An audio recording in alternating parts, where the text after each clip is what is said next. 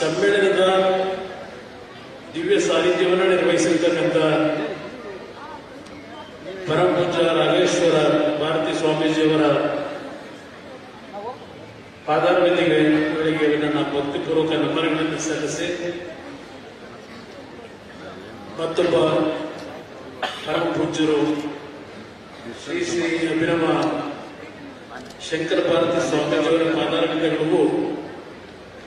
ನನ್ನ ಭಕ್ತಿಪೂರ್ವಕ ನಮನಗಳನ್ನು ಸಲ್ಲಿಸಿ, ಮತ್ತೊಬ್ಬ ಪರಮಪೂಜ್ಯರು ವಚನಾನಂದ ಸ್ವಾಮೀಜಿಯವರಿಗೂ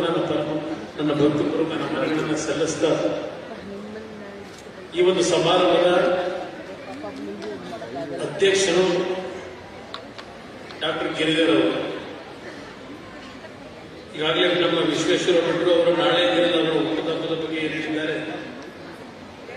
ಅವರಿಗೆ ಈ ಒಂದು ವೇದಿಕೆ ಮುಖಾಂತರವೇ ನಾಳೆಗೆ ಅವರಿಗೆ ಇವತ್ತೇ ಅವರ ಹುಟ್ಟುಹಬ್ಬದ ಶುಭಾಶಯಗಳಷ್ಟೇ ಅಲ್ಲ, ಬಹುಶಃ ಅವರ ಹುಟ್ಟುಹಬ್ಬದ ನೆನಪಿಗೆ ಈ 3 ದಿನಗಳ ನಾಯಕತ್ವವನ್ನು ವಹಿಸಿ ನಿಮ್ಮೆಲ್ಲರ ಜೊತೆಗೂಡಿ ಸಮಾಜದ ಎಲ್ಲ ವಿವಿಧ ಪದಾಧಿಕಾರಿಗಳಾಗಿ ಈ ಕಾರ್ಯಕ್ರಮವನ್ನು ತಾವೆಲ್ಲ ಯಶಸ್ವಿಗೊಳಿಸಿದ್ದೀರಿ. ನಿಮ್ಮ ಜೊತೆಗೂಡಿ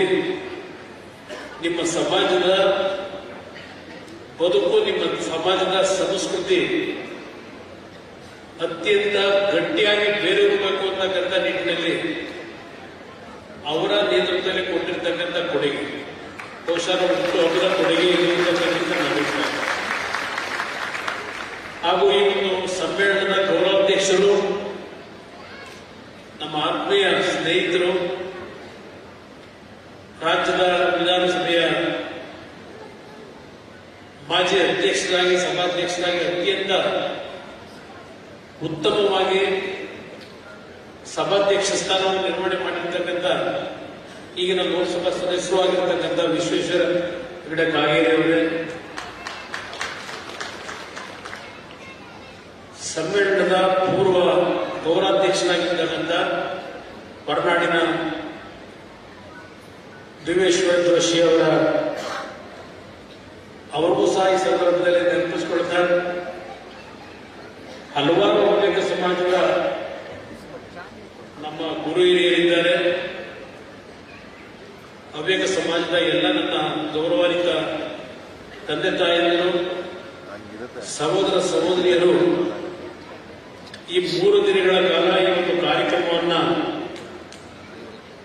ಅತ್ಯಂತ ಯಶಸ್ವಿಯಾಗಿ ನಿರ್ವಹಣೆಯನ್ನು ಮಾಡತಕ್ಕಂಥದ್ರಲ್ಲಿ ನಿಮ್ಮೆಲ್ಲರ ಪಾತ್ರ ಏನಿದೆ. ಬಹುಶಃ ನಾವು ಇಲ್ಲಿ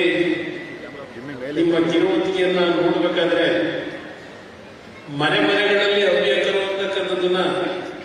ಮೊದಲನೇ ಪುಟದಲ್ಲಿ ಬರೆದಿರ್ತಕ್ಕಂಥದ್ದನ್ನು ಗಮನಿಸಿದೆ. ಬಹುಶಃ ಅದನ್ನ ನಾನು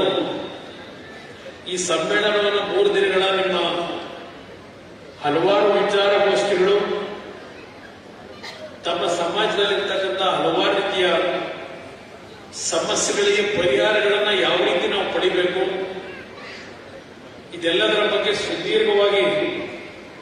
3 ದಿನಗಳಿಂದ ಏನೋ ಹಲವಾರು ವಿಚಾರಗೋಷ್ಠಿಗಳಾಗಿರ್ತಕ್ಕಂಥದ್ದಷ್ಟೇ ಅಲ್ಲ, ಪರಮಪೂಜ್ಯರ ಭಾವನೆಗಳನ್ನು ಸಹ ಮೊದಲನೇ ದಿನದಿಂದ ಏನು ನೀಡಿದ್ದಾರೆ.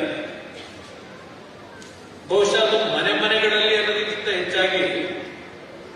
ಎಲ್ಲರ ಮನಗಳಲ್ಲಿ ಹವ್ಯಕರು ಅಂತಕ್ಕಂಥ ಒಂದು ಪದವನ್ನು ನಾನು ಬದಲಾವಣೆ ಮಾಡ್ತೀನಿ. ಮನೆ ಮನೆಗಳಲ್ಲಿ ಹವ್ಯಕರು ಅನ್ನೋದಕ್ಕಿಂತ ಹೆಚ್ಚು ನಮ್ಮ ವಿಶ್ವೇಶ್ವರ ಭಟ್ರು ನಾವು ಬರ್ತಕ್ಕಂಥ ಸಂದರ್ಭದಲ್ಲಿ ಬಹುಶಃ ತಮ್ಮ ಸಮಾಜದ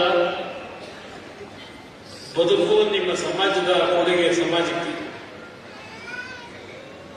ಹಾಗೂ ನಿಮ್ಮ ಸಮಾಜದಲ್ಲಿ ಯಾವ ರೀತಿಯ ಈಗಿನ ಒಂದು ಆಧುನಿಕ ಪ್ರಪಂಚದಲ್ಲಿ ದೊಡ್ಡ ಮಟ್ಟದಲ್ಲಿ ಸಮಾಜಕ್ಕೆ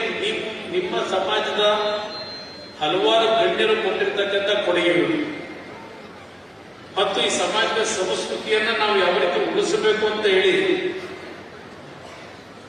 ಅವರ ಭಾವನೆಗಳನ್ನು ಅತ್ಯಂತ ಪರಿಣಾಮಕಾರಿಯಾಗಿ ದೊಡ್ಡ ಮಟ್ಟದಲ್ಲಿ ಮುಂದೆ ಇಟ್ಟಿದ್ದಾರೆ. ನಾನು ಬರೋದಕ್ಕಿಂತ ಮುಂಚೆ ಮತ್ತೊಬ್ಬ ಹಿರಿಯ ಪತ್ರಕರ್ತರು, ನಮ್ಮ ಸಂಪಾದಕರು, ಮೊದಲು ಕನ್ನಡಪ್ರಭದಲ್ಲಿದ್ದರು, ನಂತರ